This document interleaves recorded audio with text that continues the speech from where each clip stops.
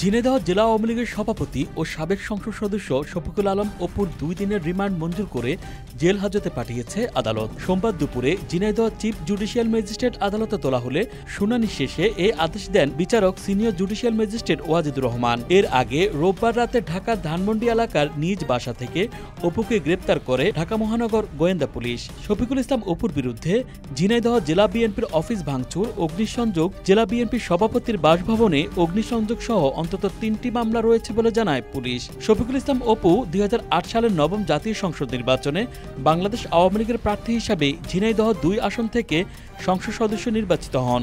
এরপর 2014 সালের 10ম জাতীয় সংসদ নির্বাচনে দলের প্রার্থী হিসাবে প্রতিদ্বন্দ্বিতা করে স্বতন্ত্র প্রার্থী তাহজিব আলম সিদ্দিকীর কাছে পরাজিত হন।